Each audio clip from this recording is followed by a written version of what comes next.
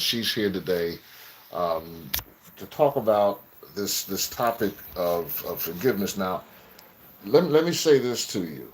Um,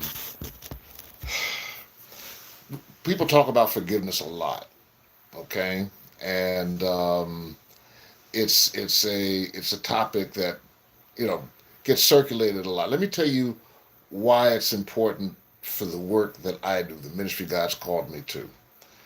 One of the reasons that it is so difficult to get many congregations involved and invested in working in the prisons is because we have members who've been victimized and have never been given the tools necessary to forgive. We have a lot of people in our churches, they've been the victims of robbery, they've been the victims of burglary. Here in Washington, D.C., right now, we are going through a rash of carjackings like you would not believe. And it's being a lot of it being done by babies. One of my students this past summer was carjacked in his driveway. 3 days ago, we had a woman. I'm sorry, it was late last week.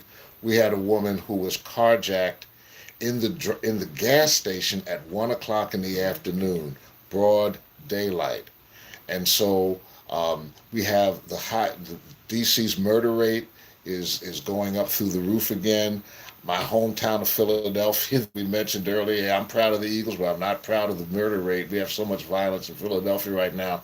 They're calling it Philadelphia. Oh my God. And and so the people who are victims of crime are in our churches, and their hurt has not been addressed.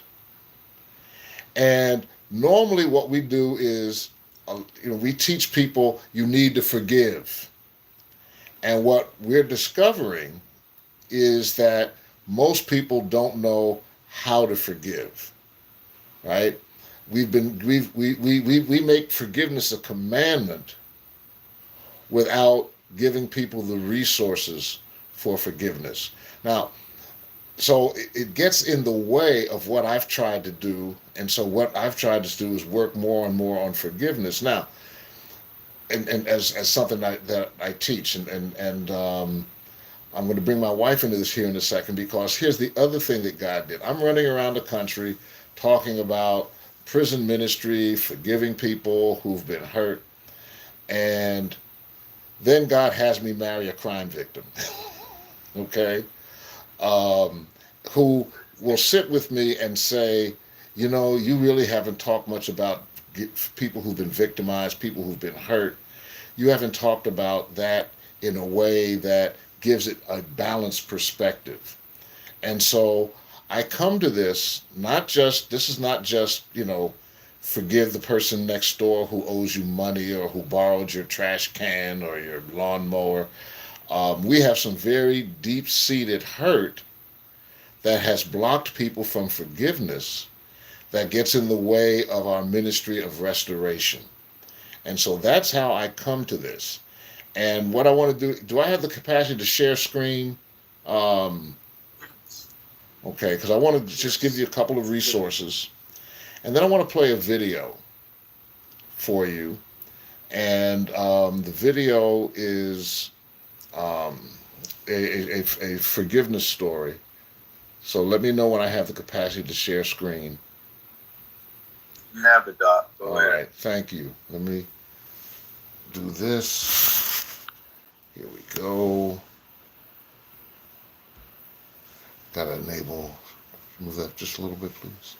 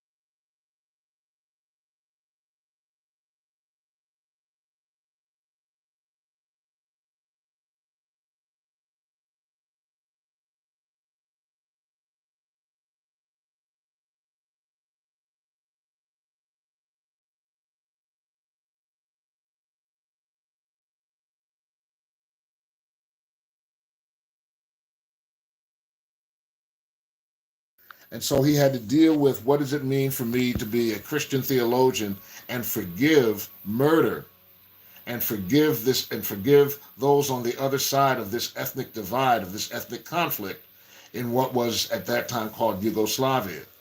He also in the book talks about how he took the lessons of forgiveness and teaches them to his 5-year-old son, so that he's going from the macro issue of ethnic cleansing to the micro issue of raising a 5-year-old. It's still forgiveness. And it requires that we not minimize offense, but indeed embrace offense in order to forgive it. Embrace the reality of offense. That's why we call this forgiveness, grace, and reality. So one of the things that we try to do with churches when we're helping them to start prison ministry is to say, let's deal with the unforgiveness in the room. Let's deal with the pain in the room so that people can be free to minister. You saw this powerful story. She and O'Shea now go into prisons and talk about forgiveness and reconciliation. Um, my wife and I spoke in June at the North Carolina Women's Prison. And she told her story. Why? Because a lot of the women that are incarcerated are there because of crimes they've committed as a result of being abused, as a result of being victims of violence. You know, my wife didn't tell you half the story. She just told you the starting point. Um, you know, and now she's a retired corporate lawyer. She's a pastor. And what she said to these women is, I knew, I just didn't get caught. We were on the same trail, the same pathway. And so many women who are in prison, when they come out, they struggle with unforgiveness because they realize that the lifestyles in which they've embarked that got them locked up, somebody else was the catalyst for it. Mm-hmm. And you read the stories of people like Donna Hilton, who was incarcerated for homicide and Obama pardoned her. Well, how did Donna Hilton get started on her journey that landed her in prison in New York? Well, when she was, a relative said to her mother in Jamaica when she was 6 years old, I want to take her to Disneyland. She went to Disneyland and never came back and ended up being raped until she was a teenager. And then a man rescued her from that house, who then put her out on the street. One of the things she had to come to terms with was the people that had hurt her, that put her in a position to do the things that she did. And so our churches, I promise you, are filled with these stories. I came across them because I would go to a church and try to get them invested in working with the incarcerated. And as Dr. Hagwood knows, we start with the incarcerated people from that particular church, because every church has folks that are locked up. Those of you that know our ministry, Healing Communities USA, know that what we do is we try to get churches to start with the family members of those who are locked up. But if you have the family member of somebody locked up in your church, that probably means they offended them too. They've hurt them too. They've disappointed them too. And so the forgiveness ethic, creating space for forgiveness and for healing, is critical for outreach. Why should we go down there with all those jailbirds, right? I don't know how many of you saw the news announcement last week. We're here in Washington. We have a basketball team called the Wizards, and our leading scorer's name is Kyle Kuzma. Kyle's from Flint, Michigan.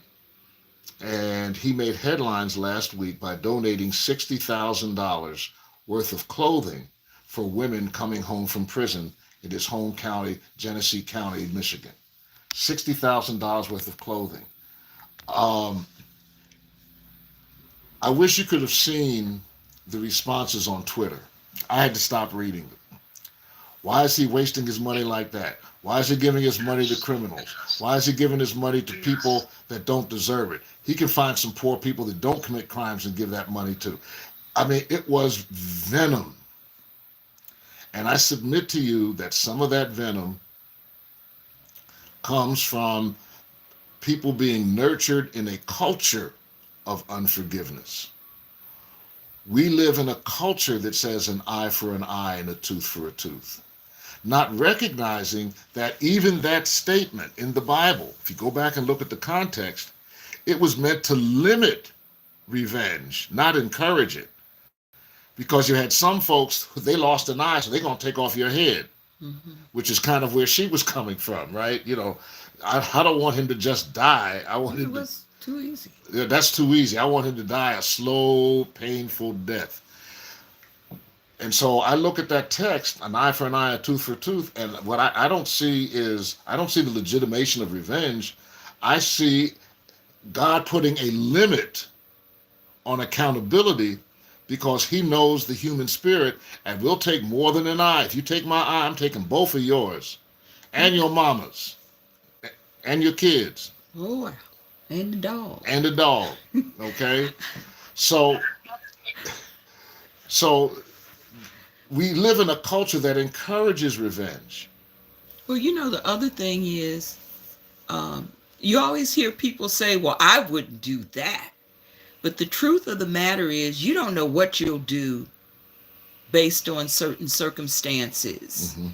And you find yourself in a certain place and you're being abused. You're only going to take but so much of that before you find a way to stop it. Including violence. Absolutely. Yeah. And so we have to know who in the church is hurt, who in the church is being hurt. We have a lot of, we bought into American individualism to the point where it's nobody's business what goes on in my house. Well, yeah, it is. If you're abusing your spouse, if you're abusing your kids, it is my business, right? If I'm your brother in Christ, it's my business. That's called biblical accountability. And so we have incredible amounts of spousal abuse in the church, women being abused, and we don't hear that pain. And here's a statement I heard one of my students make just yesterday. If we don't deal with the gradualies, they'll become the suddenlies. Exactly. If we don't deal with the gradualies, they'll become the suddenlies. And so we have to create a space for forgiveness and accountability.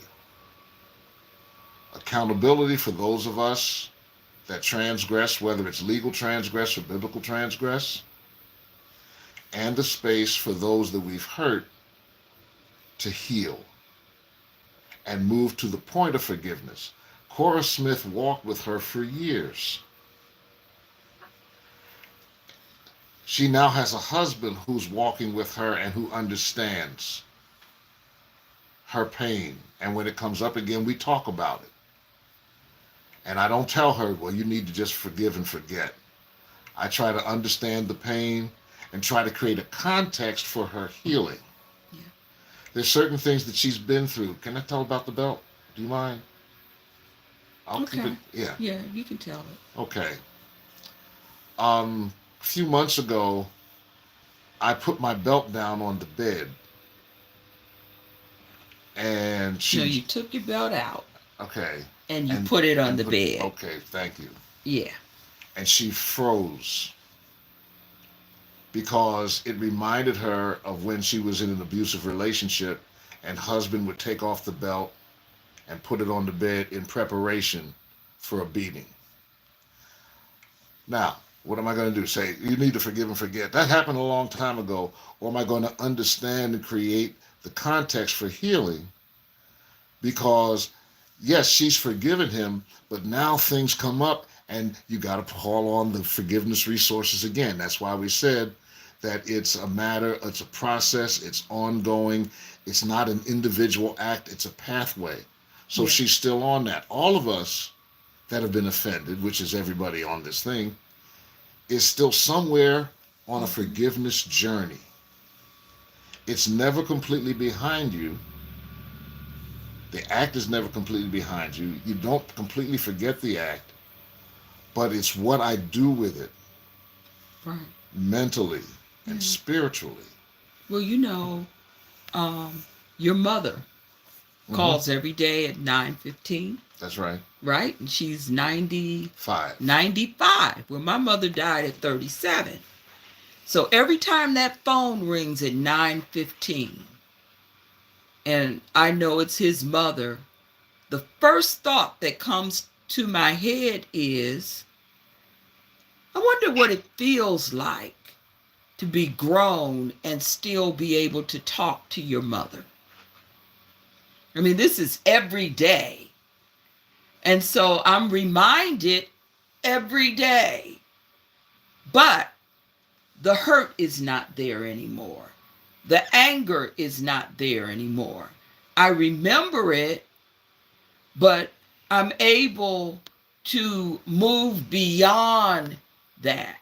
God has given me the grace Grace. to move beyond that. So, in conclusion, I believe that we have a lot of work to do with forgiveness.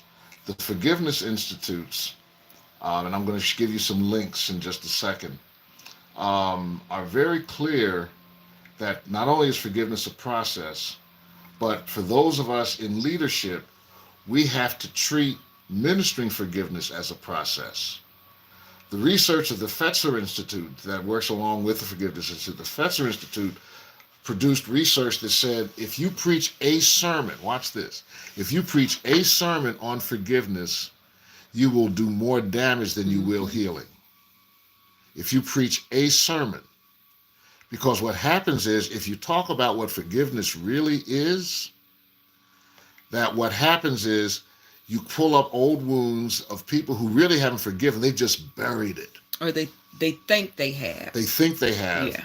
But then it comes right back up and they don't know what to do. And you have people leaving with more pain than they did when they came in. And so forgiveness always has to be a process. It has to be cultivated over a period of time. If you're going to preach on it, you preach on it for 7 weeks, they say, or a 7-week Bible study. Now, I don't have 7 weeks with you all. So what I'm doing to be responsible, and I'm going to pull my screen up again, is give you some resources to keep looking at this, because it's an ongoing thing, and there's no way that we're going to be able to communicate everything that we would want to about forgiveness just in this first hour conversation.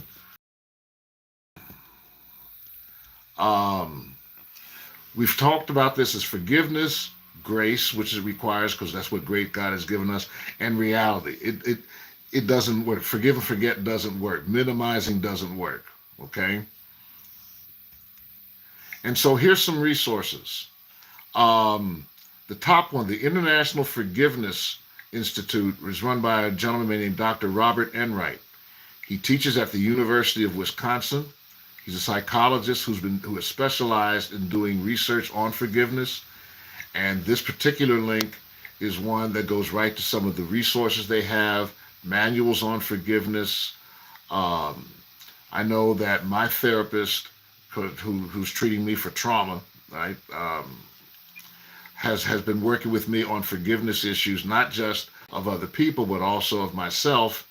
And next on the docket, and we don't have time to talk about it, number one, because I'm just learning about it, is how do you forgive people who hurt somebody close to you but not you, right? Sometimes it's easier to forgive somebody who's done something to me than to forgive somebody who's done something to her, okay?